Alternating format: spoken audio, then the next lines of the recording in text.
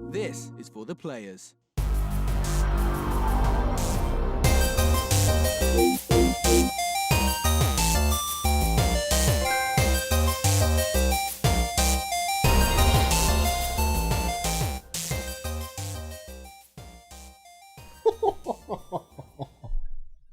Cool. I'm Ryan Betson. I'm Max Cooper. And this is For the Players, the PopCulturists PlayStation podcast. The 40 years of playing PlayStation, the 6+ years in their games media combined. I'd like to thank you for joining us in this PlayStation conversation.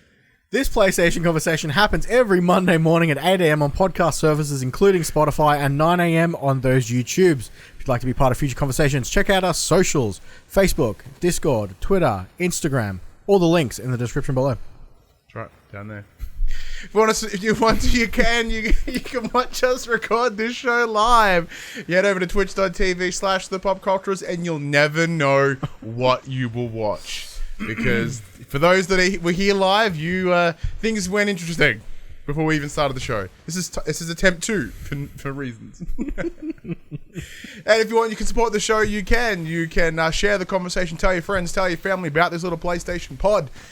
Be sure to go to podcast of his choice, rate it, written review, all that. If you're on YouTube, like, subscribe, notification bell. It all helps its own little way. You can support us financially at patreon.com/popculturist, or you can buy our merchandise, popculturist.com/shop, where you can buy shirts and other assorted shit with our logos on it. Except if you want to buy the For the Players logo, can't. DMCA takedown, 2.5 years later, PlayStation shut that shit down. So, no shirts for you, Max. Bad news bears. I'll get one of the Josh face ones. Oh, that's a good, yeah. That's a good way to get around it, I guess. How you been? Yeah, not too bad. Yeah? Yep. Same as 5 minutes ago. Yeah, see, this is the thing. I feel like I've done this before. Yeah, Getting the sense of deja vu. Just break the fourth wall for a little bit. Like, this happens all the time. Part Like, the kimono. not just part the kimono. Like, that's the thing. Like with shows, they're like, okay, we got to start the show again, and you have to literally repeat a conversation, and it feels weird, doesn't it? So once again, work and kid. Yes. It's been fun. No, it's been an alright week. It's been alright. Work is getting on my nerves, but just politics and nonsense and stuff that I shouldn't really have to be dealing with that I'm now having to deal with, which is kind of just getting me frustrated, because the one thing I liked about my job is I go to work, I do my job, I go home and I don't have to think about it. Apparently now I have to think about it. It's frustrating me. But, such is life. And then, my kid's doing all right. She's, a butthole at times, but, tried to put her in her own bed last night. That did not go well. There's reasons that James still sleeps with us. Ended up sleeping with us. And then woke up at the crack of dawn after going to bed at midnight. Yeah. Kid life, man. Sucks us. So, what about yourself? Good. So work is for us. It's essentially just getting ready for that straight up lockdown. It's coming. For those that don't know, in Victoria, we've returned to stage 3 restrictions in the metro area. So we're regional, so we're not affected by them currently, but it's a matter of time, because they're like, we have restrictions. They're kind of loose, but they're restrictions. You can do this. You maybe can do that. I don't fucking know. Like, Dan Andrews was a little bit vague about it, but either way. Did you see the guys in Melbourne the other day got a $26,000 fine for getting Dirty Bird for bulk ordering KFC catering?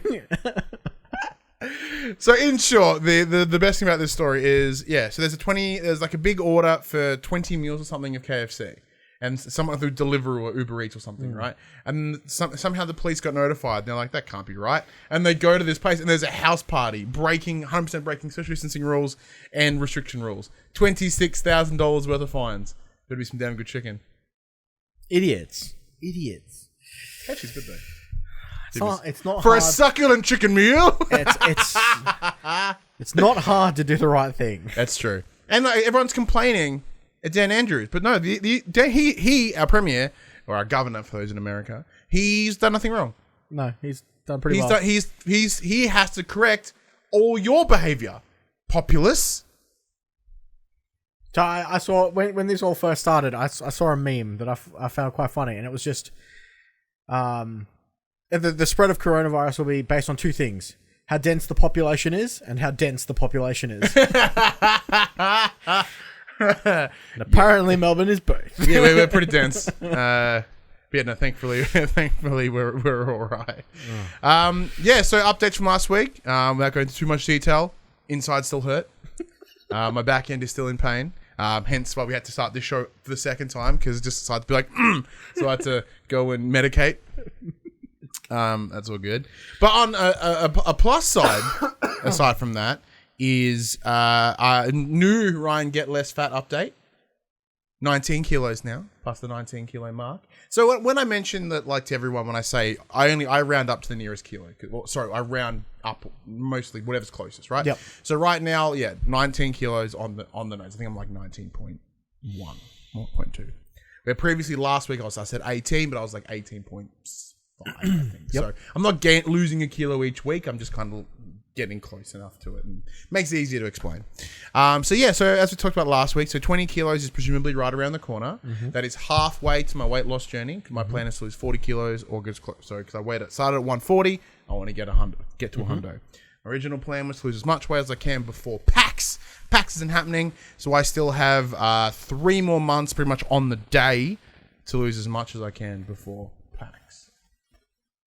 So that's the plan. But we talked about this last week as well. We touched upon it. I didn't really dive too deep about the idea of, like, some 20 kilos is my midway point. It's my halfway point. Like, when I started my journey, I bought this chair as this beautiful Mizuki racing chair, as a reminder of myself to what my journey's on. Like this, I bought this. I spent the money for this journey because I needed a chair, and it's a reminder. So now I'm at my 20. I'm about to hit my 20 mark. Is this when I get my chair? Maybe. I need to do something to commemorate this, or to get something to put it on a shelf or put it in the house. So what you're telling me is you're doing a naked calendar shoot for Millie. Oh, I'm gonna wait till I at least get the window from then. Is that the end one? That's the end goal. That's the end reward. OnlyFans. OnlyFans. Jeez. It's not bad. I like that. Yeah. But yeah, so I'm thinking about something. There's been some good ideas pitched to me.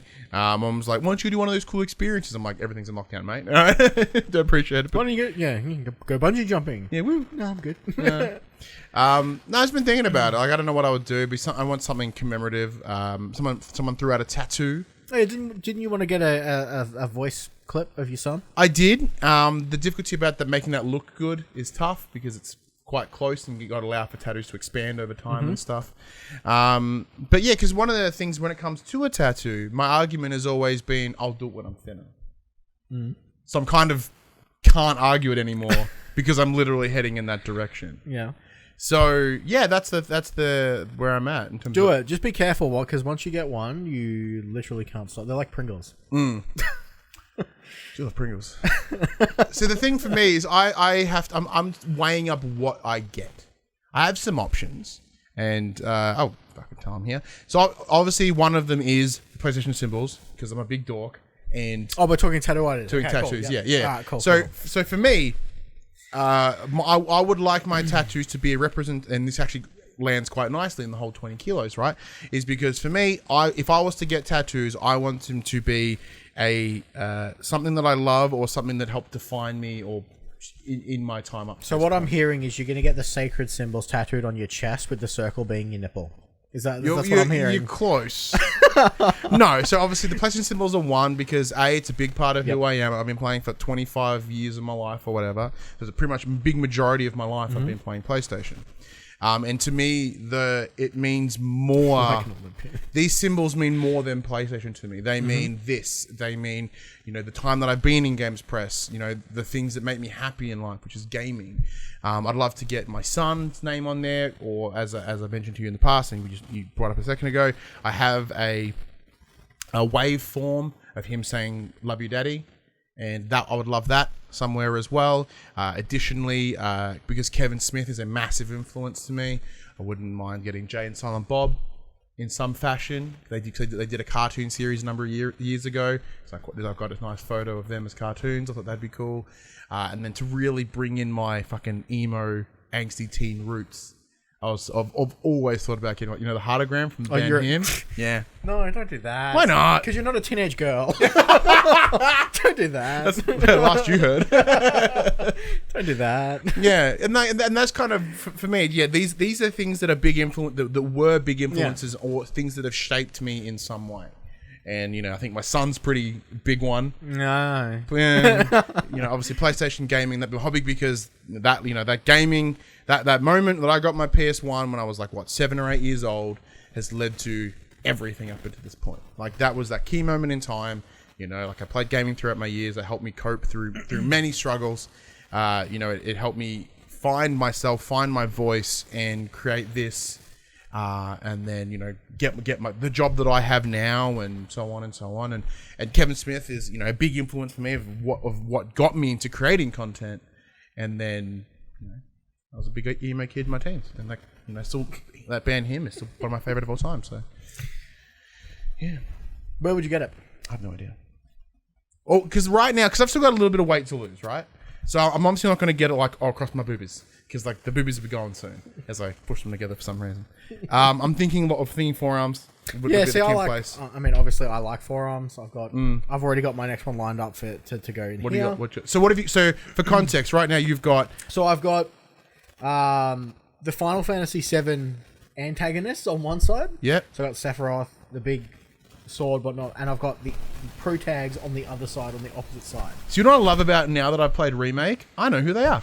It's context. They got Cloud and Tifa? Yes, although that is in the That's the Final Fantasy VIII design. That's the Final Fantasy VIII design. And I've just shoved the Final Fantasy VII characters in it. And then on your back you've got... And then on the back I have the fairy tale symbol from the anime fairy tale. And upcoming game. A gigantic web. Yeah. Pretty much. So that's why I'm where I'm thinking that I will probably end up going. You know what I mean? Yeah, it's good. Oh, this pillow's doing fucking nothing. But they are super addictive. I originally was like, I'm never gonna get a tattoo. It's not for me. And then my wife got one, and she's like, then for my birthday, she's like, I bought you a voucher to get a tattoo done. Now I've got 3. Granted, my wife has 8. Yeah, jeez. It's just something I think because they would be likely be gaming related or sort of something around that sort of that big influence. Just whether I do it and how big do I do it? Because do I just get the fucking the PlayStation symbols just down my arm, this big fucking huge one. I mean, you could. I could. That'll look alright. It'd be alright. That'd be all colourful and shit. Yeah. They charge by the hour. Yeah. Not by how big it is. Yeah. So if you get something tiny and it takes 20 minutes, they still charge you an hour. Well, yeah, I could probably get a couple done. Just fucking tear it apart. I go there, here are my 4 ideas that we can get it done in 3 hours. I'm like, done. Just hurt. I'm like, oh. It's really not that bad. Yeah. No, it's just like an annoying sort of... No, it's more like, the best way to describe it is you've got a really bad sunburn and some dickhead's just poking you constantly. Oh, it sucks. I hate that. I hate that feeling. It's not so much painful as it's irritating. Yeah. Cass in the chat also adds, it took me so long to find a design for my first tattoo, and now I have 5. Yeah. I think that's the big thing. I think once I cross that line, and that's probably when things will change. Because right now I'm probably I'm just scared to get one because I don't know how I'm going to commit to it. Just no matter how big you decide to go, my first one was quite big on my back. Do it in one sitting. Yeah. Don't be like, oh, I'll come back for the color next time, because you won't. Yeah. Just sit there and do it. Yeah. If you've got the time to block out, do it in one go. Yeah, that probably would be the plan. I think, because I think the other reason that I've picked the ones that I have is because they haven't changed. In the 10, 15 years or whatever, they are still on that list. They have never dropped off that list. And they've been like, oh, maybe I should, we should get the Batman. Maybe we should get ABX1. Yeah. So those things haven't changed. So I'm like, well, they've been sticking points for a big part of my life, and I don't see them changing anytime soon. So, cool. Anyways, probably should talk about some games. While you read these, I'm going to lie down for a sec because it's starting to hurt again. Well, I'll quickly dive into what I've been playing. Oh, yeah, shit, what have we been playing? Because I'm going to go a bit ranty, so if you want to go first, and then you can lie down. I've not played a whole lot this week. The only thing I played was just a Story of Seasons, Friends of Middletown, which is dope.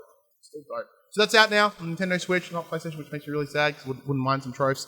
I'm going to take the microphone with me as I go. So I've been playing that for a while. I'm just going to literally face this way.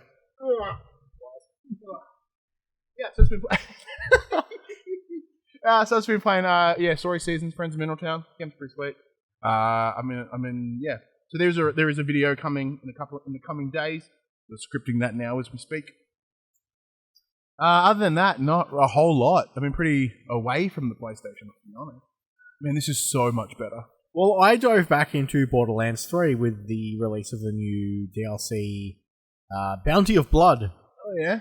Now, I've never been more disappointed in a Borderlands DLC in my life. It was ridiculously short. So, pretext. Why's my share moving?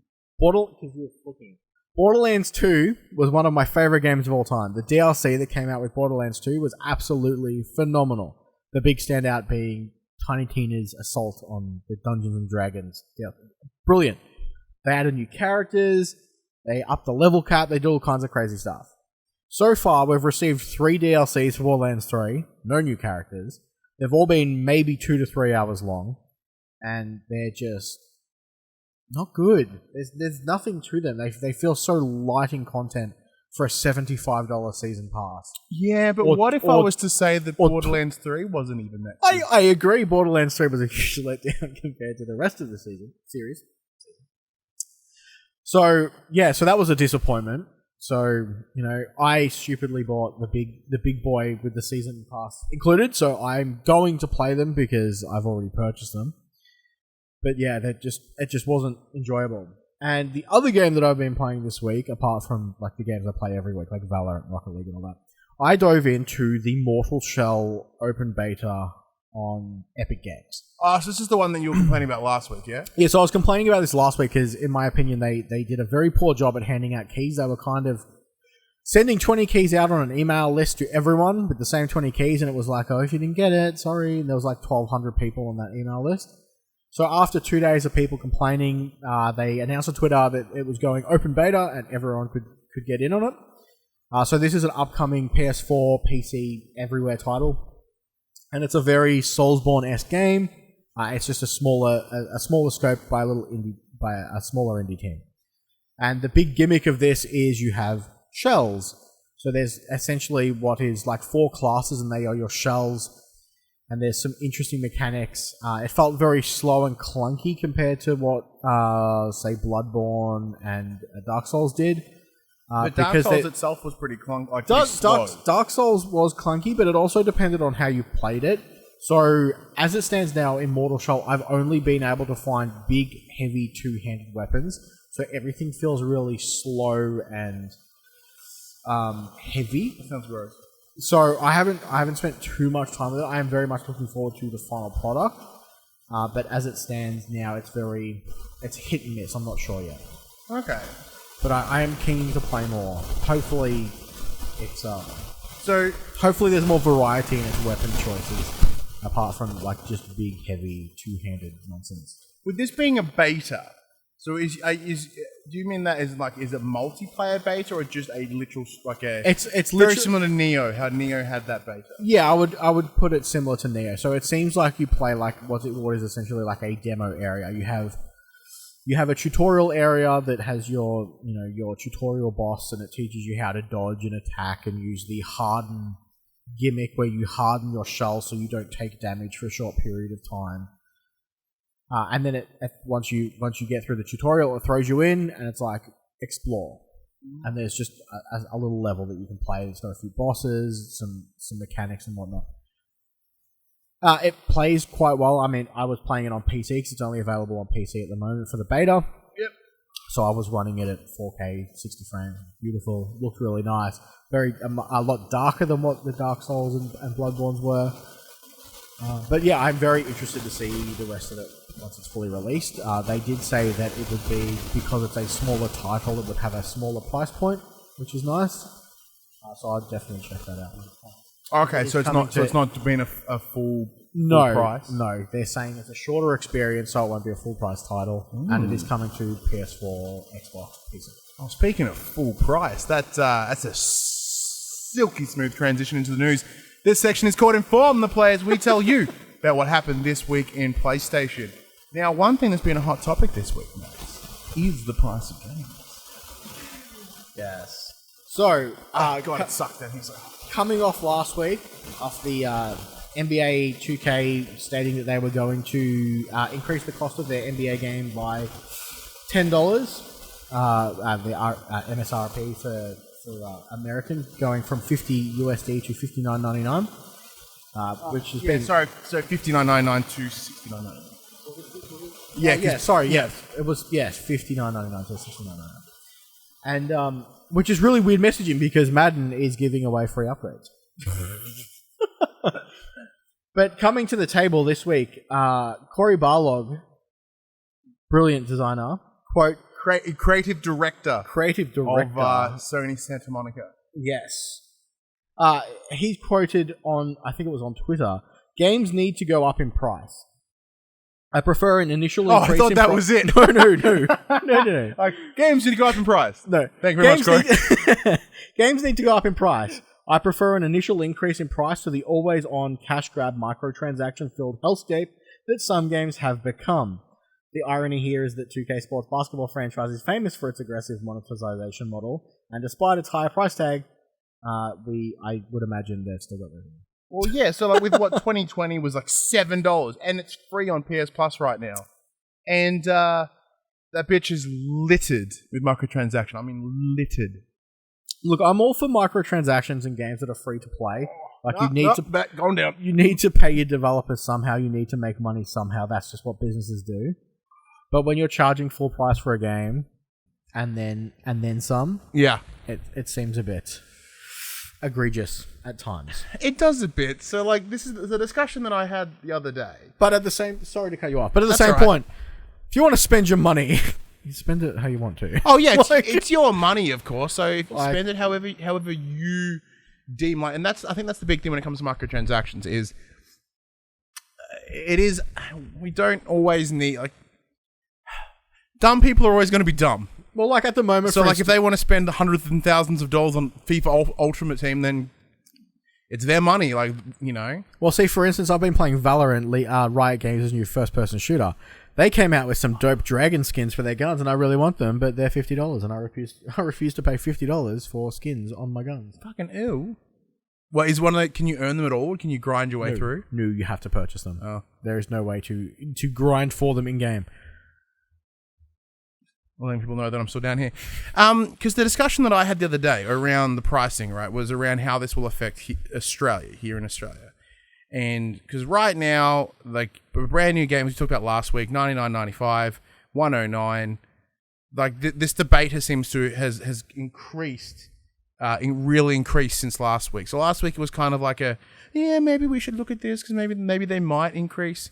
But from our conversation last week, it looks as if this is happening. This is 100% happening. As of PS5, shit's getting to $109.95 or $119.95, depending on how they want to go. It's happening. It's go time. But it'll be interesting to see if because like obviously our MSRP is $109.95, but I can't remember the last time I paid $109.95 for a game. Yeah, no, yeah, because like we stated last week, you know, our JB they make minimum amounts of profit on their video games because they obviously sell big high-end electronics, so they don't care if they make money on their video games. They will sell them at almost cost price. So we're paying $64 to $69 for a new release game, and everywhere here price match. Yeah, so in the US they never budge on price. Whereas you could walk into an EB Games and go, I want this, and they'll be like, cool, it's $109, and you'll say, okay, well, I'll go next door to JB and pay $64. They'll be like, okay, well, you can pay $64 here, because we price match, because we would prefer to get some money than no money. It's as we talked about last week, because, you know, like, to be honest, we're in a predicament because we're very lucky with the position that we are in, that we do receive some game codes, review codes from publishers and developers here and there, and that does alleviate a lot of that cost for us. So compared to, you know, your average consumer who may only have enough money to buy X amount of games a year, they are like instantly going to be throttled by the idea of having to pay more. Like, but there is also this weird line, like, if the competition's still there, and right now we're paying $69 for a new release, and then suddenly it's $79, and everyone's like, oh, I can't afford it now. I don't want to make that judgment call, but isn't that an issue that's greater than the gaming as it's more of a personal hobby sacrifice question, like because we are like gaming is a boutique hobby, like it is expensive and it's never not been. Well, I look forward to seeing what this price increase does to the likes of PlayStation Now, Games Pass, EA Access, all of those. You pay for your subscription and you get access to a library of games. What do you think this will because it wouldn't surprise me if they increase as well, right? Like, because one of the big reasons here is yes, games cost more to develop. Games have increased over time in terms of what their total cost will be. Yet they've even in all these years with regular inflation, it should have already gone up, but it hasn't. So, as far as I can recall, I think PS Plus has gone up twice as long as we've had it. Or I've had it, I guess. Yep. And even then, it's both pretty reasonable times. Then you just kind of forget that that's what they cost now. Yeah, I must admit, I don't pay for PlayStation Plus often. I kind of wait for their big buy 12 months for 50% off, and I'll buy like 3. Yeah. And then I just don't have to worry about it for 3 years. So, bargain hunt where you can. Yeah. And because we're not completely in that digital future yet, I don't see. Until we remove that until we do hit that old digital future, that competition will still exist within storefronts. Therefore, we're never going to be paying that full price that we believe we will, that this increase will come from. Like, we aren't going to be suddenly forking out $120. It's just not happening. Yeah. As I said, we started this generation $109.95, and right now the most you'll see is $99.95 for a base game. That's excluding any fucking fancy pants edition they decide to put on there. So we've actually seen a price decrease here in Australia. So we're going to understand that as well, as we discussed last week. All right, we talked about that lot over the last 2 weeks. What else we got? Anything cool? We got some Ghost of Tsushima news. All right, Ghost of Tsushima. Not too much. Obviously, Ghost of Tsushima received a new trailer this week. I haven't watched it yet because I'm just keen to start it. Yeah, I'm on blackout. Even though I don't really care about the game too much, I'm still keeping that blackout ahead of its release on Friday. For those of you who have pre-ordered it digitally, the preload is now available, and as of today, it's sitting at a 35.37 gig download. That could change if it receives a patch between now and then. Oh, I just have to hold my ass because it's fucking hot. 35 is pretty manageable, man. Yep. Seems very reasonable to me. Compared to The Last of Us is what, 100, 99, 95 or whatever. That's the price. Call of Duty's 200. Jeez, I don't understand how they can do that, man. Right now, you can only play. If you have a 500 gigabyte PS4, you can play. One of my friends has a 500 gigabyte PS4, and he has 2 games installed on it. Oh my god, that's so gross. We got some more Hitman 3 news this week from the team. Quote: Hitman 3 is about closure and this on the storyline. It's a trilogy, and it's just as crazy as it sounds. It's a love letter to our core fans. The team goes on to state that it is pushing the capabilities, of its AI to its absolute limit, while allowing players to carry over all of their locations and unlocks from Hitman and Hitman 2 into this third iteration. What IO Interactive really seems to stress, though, is the fact that Hitman 3 is the darkest installment in the series yet. Michael Vaught, main writer on the game, adds, quote, Hitman 3 is clearly more dark and more brooding than the previous 2 chapters, which in a way brings the game as a whole closer to the tone of the story. Nick Price, lead writer on Hitman 3, coins it a dark spy thriller. That sounds interesting. Dark spy thriller. I really like the fact that they've gone...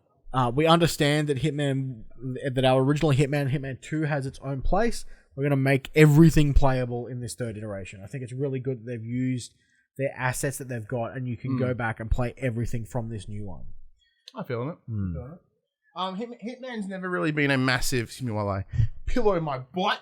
Hitman has never really been a franchise that's been a strong on my interest. Like I remember playing Blood Money on PS2 and loved that, but like it's never really been.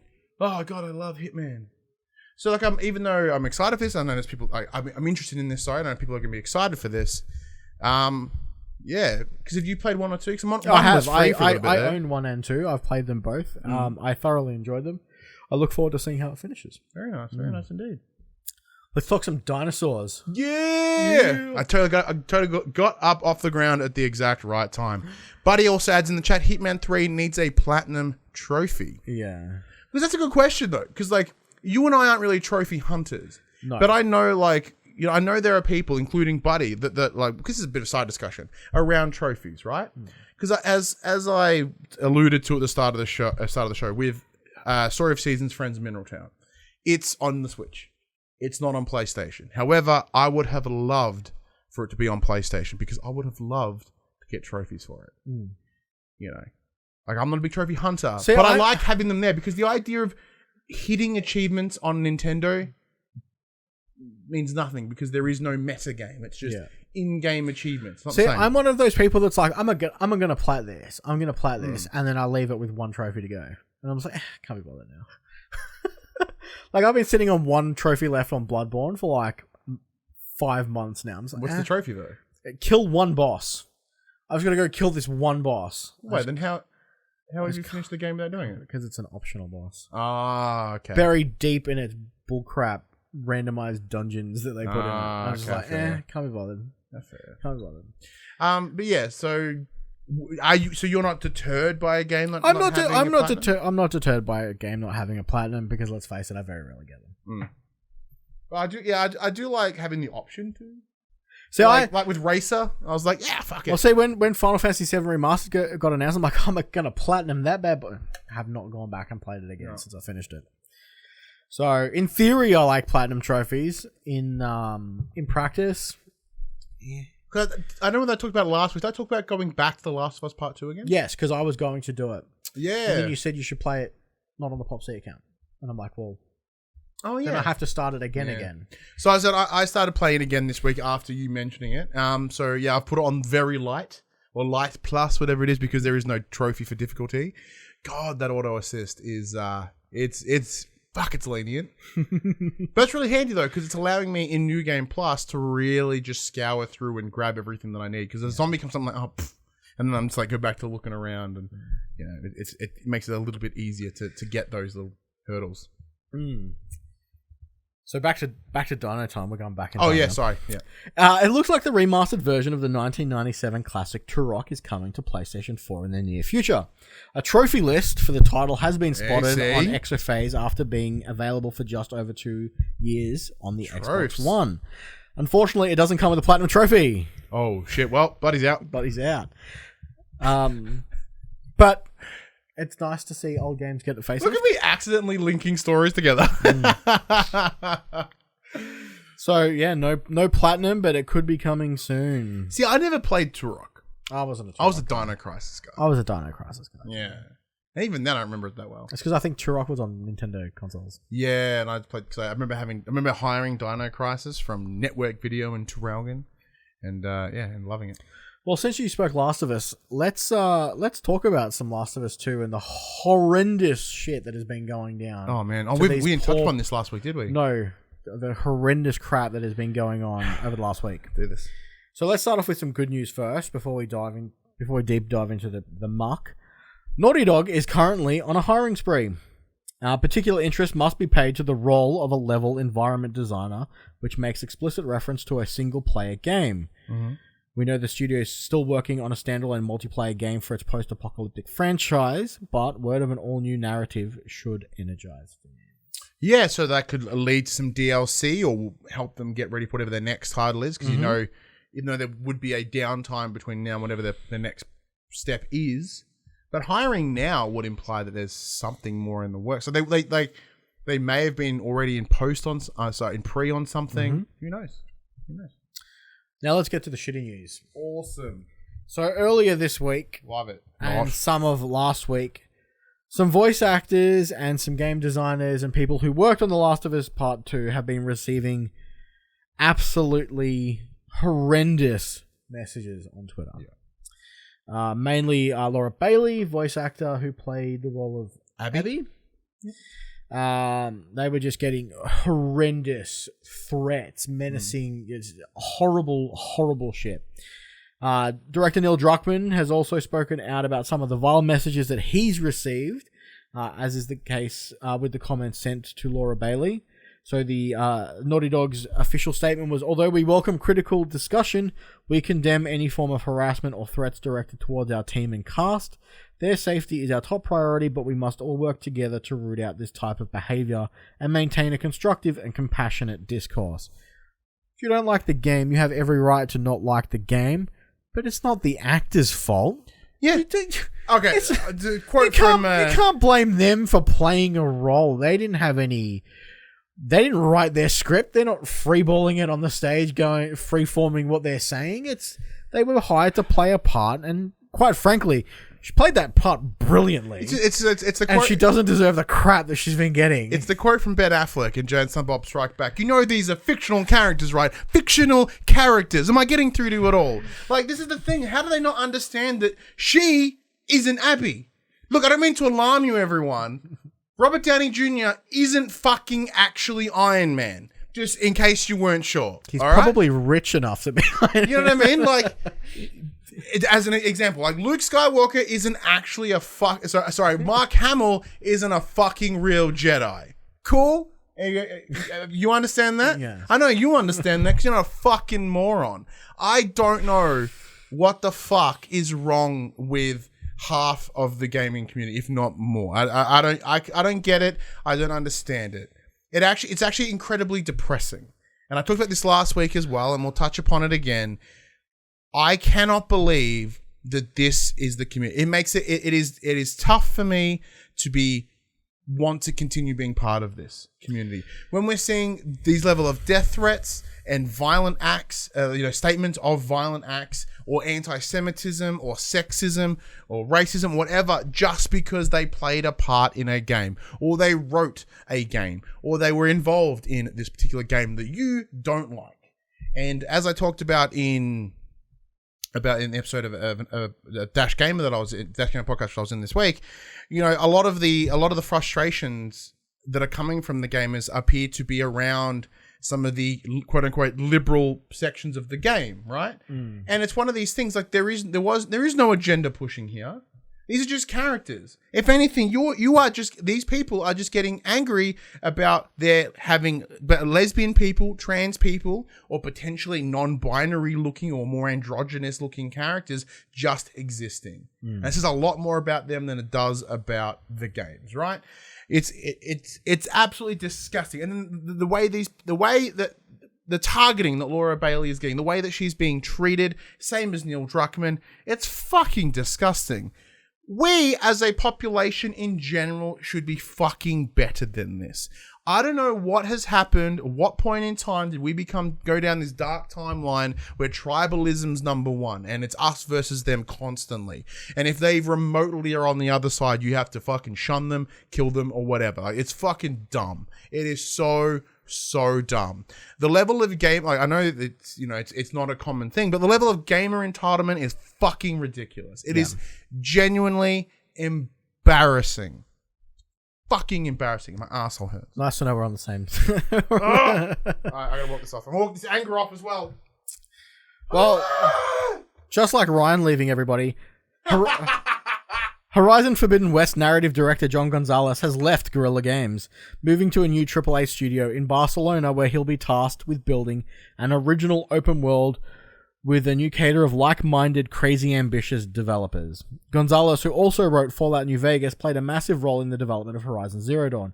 In addition to creating the title's overarching lore, he wrote 90% of the main quest and served as an editor to the other writers. He's also contributed heavily to the development of the title's forthcoming PlayStation 5 sequel. It's a real bummer for someone who wrote 90% of Horizon Zero Dawn to be leaving. I would imagine, it's not obviously Horizon's Forbidden West. It's not nearly done. Yeah, well, and for someone to be their head editor and write 90% of the original lore to be leaving seems like a bummer. Yeah, because the expectation is, as I return to the floor, because standing and sitting is the worst right now. Oh God, the pain, Max. You don't understand the pain.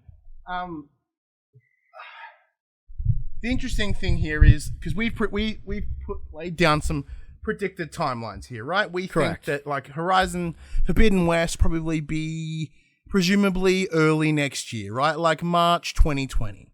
So right now, there's not going to be in theory shouldn't be any more massive story beats. There shouldn't be any massive rewrites or anything. We're in the home stretch here. So as the head writer, he was the head writer for Forbidden West as well? I'm not sure if he was the narrative. He was the narrative director for Guerilla Games.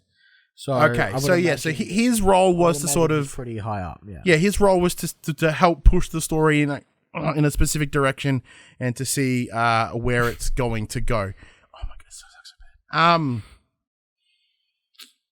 So yeah, if the story, like if right now they're no longer really focusing on that story, is the heading maybe like they've built up everything because presumably they've been working on this game for a couple of years now. Like all those big story beats have been met.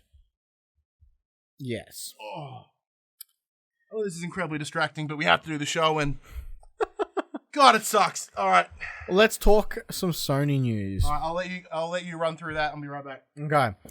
So, Sony has invested $250 million into Epic Games. In doing so, they have become a minority shareholder. Back in 2012, Tencent purchased 40% of Epic Games. So, according to a statement from both firms, the deal cements an already close relationship with the pair, this being Sony and Epic. Quote, working together to advance the state of the art in technology, entertainment, and socially connected online services. Fortnite and other Epic Games properties and technologies will continue to exist on other platforms, although Sony's portfolio of entertainment assets will be leveraged by the developer to, quote, create unique experiences for consumers and creators. It's an interesting development then, and the one that seems destined to expand beyond PlayStation as the organizations discuss an intersection of creativity and technology, which will lead to a convergence of gaming, film, and music. This could explain why the new Unreal Engine stuff was shown off at Sony's State of Play not long ago. And with more news about Sony and developers, an update on last week's Layu Technologies. So less than 24 hours after Sony announced $250 million cash injection into Epic Games, Sony may be due to another round of business talks. Layu Technologies, the Hong Kong company that has been linked to a potential acquisition by Sony, has ceased trading.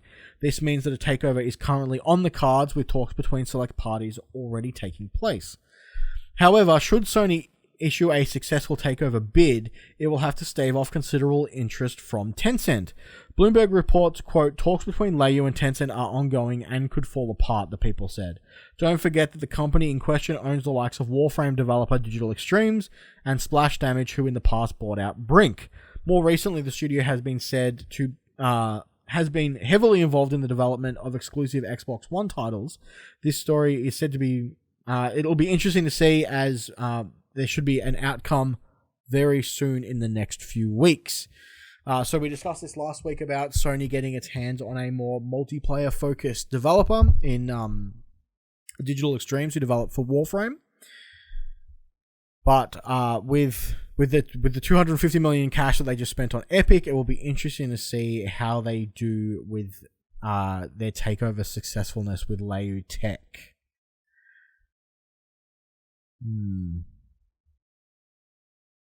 Where am I? We got some more Assassin's Creed news as well this week. 30 minutes of gameplay has leaked online. This seems to be running a newer build. This seems to be running, or has been shown to be running at 60 frames per second, but the button prompts are not of a PlayStation controller, leaving us to believe that this could be the PC port of Assassin's Creed. It looks very similar to Assassin's Creed Odyssey. It does show off the main character's skill tree, and it also shows off a boss fight. What have I missed? I just mentioned about Sony and Epic Games injecting $250 million into Epic Games. Oh, that makes sense, especially with that big showcase of that. It makes sense that they showed off the Unreal Engine. So they're now a minority shareholder. Yep. Tencent owns 40% of Epic Games. There was an update on the Layu Tech story from last week. Oh, yeah. They've stopped trading, so a deal is imminent. They think Sony's got them, but Tencent also want them. And Tencent's got money out the wahoo. So they do have that sweet wahoo money. And then I just mentioned that the 30 minutes of gameplay has leaked from Assassin's Creed this week. Oh yeah, it looks exactly like and it looks exactly like Odyssey. But they showed off the skill trees and a few boss fights. Yeah, so apparently like the big boss fight got leaked. Yeah, so I haven't watched it. Same. But yeah, it from what I've heard or from what I researched, it shows that it's a newer build. It shows that it was running at 60 frames per second, but it had no PlayStation button prompts, leading us to believe that it is the PC version of the title. It'd be much easier to leak a PC version anyway, so I would agree with you. Dark Pictures' Little Hope. After being delayed, it has now got a new release date of October 30th this year. Not bad. On was it August originally, something like that? I think it was now. Okay. Or was it September? No. Yeah, September maybe. On the PlayStation blog, series director and executive producer Pete Samuels says that Little Hope is inspired by classic horror movies such as Blair Witch, Hellraiser, and The Witch. Quote, after bearing witness to the town's gruesome past and the terrible events of 17th century witch trials, hellish beings pursue them relentlessly. Trapped in Little Hope, they try to figure out the motivation of these demonic apparitions before the evil forces at work drags each of their souls to hell. Little Hope will feature some gameplay improvements after Supermassive Games took feedback from Man of Medan into account. Alerts can now be utilized when you're about to trigger a QuickTime event. Context-sensitive icons are now used for interacting with objects, and a floating camera allows you to control the action at all times. Love it. Brilliant. Those improvements sound amazing. That story sounds great. I really didn't dig... Like, I played Man of Medan, haven't finished it. Didn't really dig it. I didn't really dig Man of Medan either. I tried playing it with my wife, and we just weren't feeling it.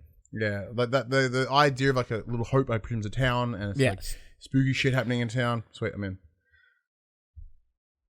Let's talk some Far Cry 6. Yeah. So it's a big one, boys. So earlier this week, Far Cry 6 leaked before Ubisoft Forward. Ubisoft has since confirmed its existence. That is correct, Amundo. So the leak also confirmed the rumor that Giancarlo Esposito of Breaking Bad will star in the game. Quote, welcome to Yara, a tropical paradise frozen in time. As the director of Yara, Anton Castillo is intent on restoring his nation back to its former glory by any means with his son Diego, following in his bloody footsteps. Their ruthless oppression has ignited... Oh, sorry, the speakers are on. Their ruthless oppression has ignited a revolution. The store listing is what the store listing read. Of course, both versions come with pre-order bonuses, so there seems to be a standard and a collector's edition. Cool. So you play as Danny Roja. I'm assuming that's how I pronounce that. How's it spelled? Rojas. Yeah. Sure. A local Yaran and become a guerrilla fighter to liberate the nation. Fight against Anton's troops in the largest Far Cry playground to date, across jungles, beaches, and Esperanza, the capital city of Yara. Enjoy makeshift weapons, vehicles, and amigos, the new fangs for hire to burn the tyrannical regime to the ground. You keen for this, Ryan, Ubisoft Benson? Fuck yes! I love Far Cry. I'm super hard for this. And obviously to have Gus Fring, because we talked about this last week a little bit as well. It's about how it was rumored to be involved in the next Far Cry. Yeah, no, I'm super in. I am 100% in here, and it is one of the reasons why I'd like to wake up a little bit earlier ahead of Ubisoft Forward. Give me a bit of Far Cry 6. It's always a bummer when they've got a date ready for this announcement, and then it just leaks a couple of days. Ubisoft shit leaks all the time. It's not a matter of if with Ubisoft, it's a matter of when. I mean, it wouldn't be an E3 season without some Ubi leaks. That's true. It just comes hand in hand. And then they go, yeah, it's true. And that's pretty much what they did here. So credit to them for turning into the skid. They're like, hey, They're probably used to it by now. Because essentially what happened is that it leaked on the Hong Kong storefront where you could apparently pre-order it. It has the picture of Esposito with a young child and then Far Cry 6 above his head. And like you can't argue that. Pretty on the nose. And then so obviously it's no longer on the store now, but then there were attached screenshots with that. Spoiler. Everyone's like, ball bags. And then Ubisoft were like, no, it's happening. And they showed a picture of, a small clip of Esposito's character lighting a cigarette, looking awesome. I understand it's probably a cutscene render, but it looks pretty high quality, and I'm quite happy for it because I loved Far Cry 5. I loved New Dawn. 4 was pretty good. I didn't really play a lot of 4. 3 was fantastic, of course. 2 was good at the time, but if I have to play a game with fucking malaria again, I want to hang myself. Like, I just can't. 2 is not good. I've never been a big Far Cry guy, but Far Cry 5 won me over, so I think I'll definitely check this one out. Yeah, like the Seeds were a great set of villains, and I, especially as we discussed last week, with when you've got the villain of 3 also being a character out of the Breaking Bad timeline. He plays Nacho in Better Call Saul. Like you're hitting some high end actors, especially when you get Esposito as well, and he is best known for most people, including myself, as the big bad Gus Fring in Breaking Bad. And I think he had such a power as that villain to represent like a calmness and a furious, just an intent, but also being a very straight and clean performance, right? Not clean. Clean's not a word, like very stoic. Yeah. Just kind of like, you knew he was messed up. You knew he was strong. You knew he was powerful, but it was just like very locked in. I'm totally in. Yeah, I'm 100% in. I can't wait. I'm going to leave this story for you. Okay. Because I only put it in for you. Yeah, I appreciate it. Over the week, there was a bit more information around WWE 2K Battlegrounds. As previously alluded to, it is an arcade wrestler. Will be arcade wrestling type game, and is dropping on the 18th of September. That's this year. The title, which is developed by NBA 2K Playgrounds to make a Saber Interactive, will feature 70 WWE superstars at launch, with more to be added in. Are there even 70 WWE superstars at the moment? Yeah, there's a fuck ton. But they're sort of expanding over a bunch of different eras. So on the cover alone, you see the likes of John Cena and Bray Wyatt as the Fiend. You've got Asuka, Ronda Rousey, Charlotte Flair, Becky Lynch is going to be in there. You also see some of the older characters like Andre the Giant and Sergeant Slaughter, and I believe his name completely escapes me right now. Yokozuna is in there as well. So they're really spreading it over the over the generations, and that will be a great way to sort of have a bit of fun with it and bring some new guys in. So the art style alone is very similar to the figures that are behind Max here, which you shift your shoulder just slightly. So these are the WWE Slam Crate figures. They're exclusive to the Loot Crate style thing. I bought them all individually online. So they're very weirdly proportioned, weird gangly arms, over exaggerated torsos, etc. It looks fun, it looks silly, and it's probably what I'll be using to predict pay-per-views in the future, because it looks dumb and I love it. So John Cena wins by throwing Roman Reigns into an alligator. I'm like, yeah. In addition to the exhibition online modes, the title will also feature a campaign where you'll compete for, quote, the chance to earn a WWE contract, end quote. The blurb explains, quote, along the way you'll unlock new areas inspired by locations such as the Everglades, a military-style boot camp, Mexico, New York, and Scotland, while receiving guidance from legendary personalities including Stone Cold Steve Austin and Paul Heyman. There are 2 editions available for pre-order: the Standard Edition and the Digital Deluxe. Both come with Edge if you do pre-order, though the latter option also includes all versions of Stone Cold Steve Austin, The Rock, and Ronda Rousey unlocked from the offset, as well as a $1,100 in-game golden bucks, which can be spent on cosmetics. Now, when we did receive the PR blast, there's one thing I did notice in the lower section as well. They do mention that everything is unlockable in game. There is nothing hidden behind a pre-order or a paywall. Mm-hmm. However, there is clearly an in-game currency system here, and it's more of a situation of if you wanted to, you could buy them. But my concern is like how grindy is it going to be? Apparently, NBA Playgrounds is pretty fucking grindy. It is. It's a tough one. I'm excited because I was originally poo-pooed this game when it was originally announced back in start of the year. Yeah. I was like, this looks dumb, but because it's been so long without a wrestling game, I'm like, and I'm back in. It looks good though. Like it looks like that fun kind of dumb. So hopefully you can use it to do your predictions. Hopefully it does have like a CPU versus CPU style. Yeah, or system. even some sort of like Converse creating cage matches or something. But if not, we'll just use 20 and watch the game explode. Quick bits. Yeah, man. Final Fantasy 9 turned 20 this week. Fuck. Congratulations, Final Fantasy 9. I wanted to make this a bigger story, but I just couldn't find any more information than this. Suckerpunch has recently renewed the domain infamousthegame.com. Yeah, it means nothing. I have an issue with that because I think it's more of a just to maintaining control on your intellectual property. It makes sense. It makes sense. If it was like Infamous, because let's say we've got Infamous and then Infamous Second Son, and if they called it Infamous Third bloke, third dude, or Infamous the Third. Yeah, Infamous the Third. This time it's personal. Like, that's when you'd have a look into it. That's where you go, okay. I wouldn't say no to a new Infamous game though. Yeah, like, me either. Feel free. But I don't see this as an indication that is where they're going. I see this just as a maintaining of current IP. Another quick bit that I didn't have listed here that I'll add now that I couldn't find too much more information on. We all know that Warner Bros. Games is currently up for sale. That's correct. Rumor has it that Microsoft are looking at them. Makes sense.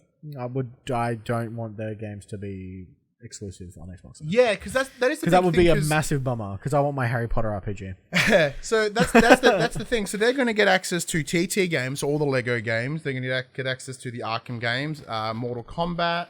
Like there's a ton there if they pick it up, and I think it would be very silly of them to lock them behind Xbox. But I also don't see them doing that. Mostly because the way that Xbox are currently approaching right now, they're we don't care how you play our games as long as you. It's not how you play. It's not where you play them. It's how you play them. So I think for that reason, if they were to pick it up, it wouldn't be an issue because they're not going to be locking it down behind anything. Excuse me while walking in. Mafia Definitive Edition has been delayed until the 25th of September.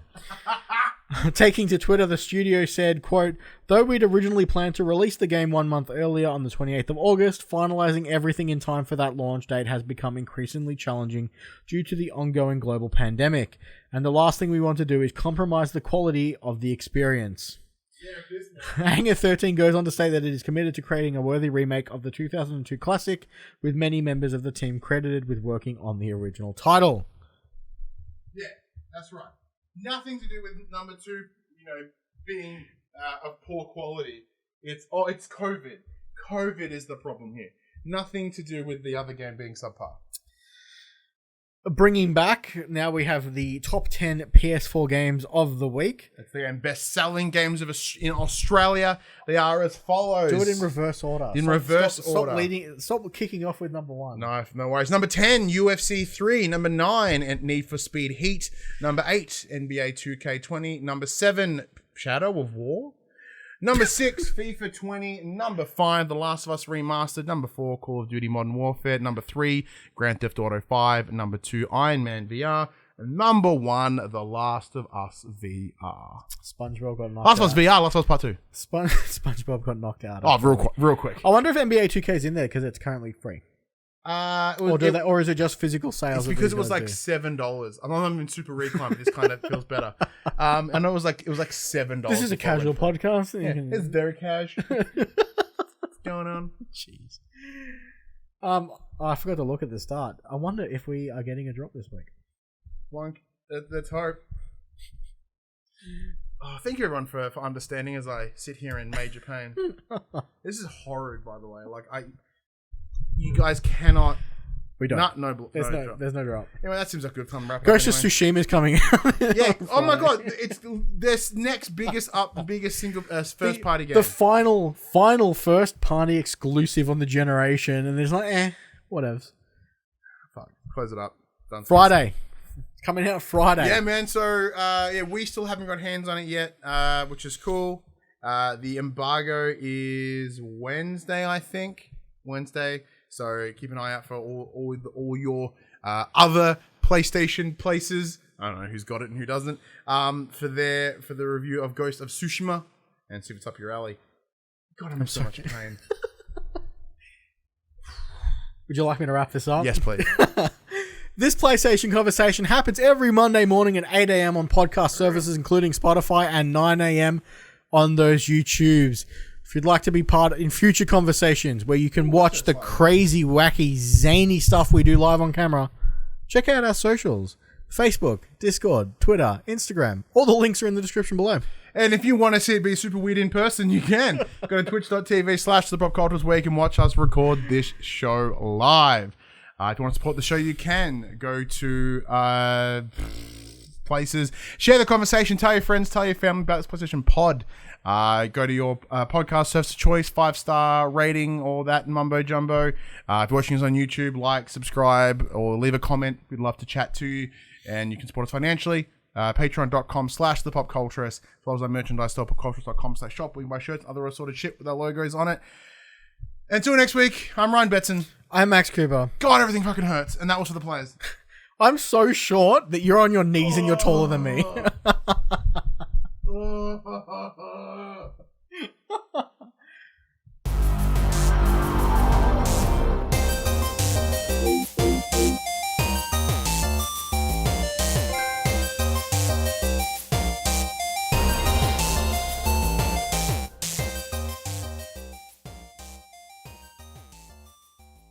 For the players, the PopCulturists PlayStation podcast is fan-supported at patreon.com/thepopculturists. And we'd like to thank our Patreon producers and our Patreon founders for their kindness, their support, and their generosity. Our Patreon founders: Alpha Ferret, Craig O'Flaherty, David Chataway, Jesse Stevenson, and Jacob Garner.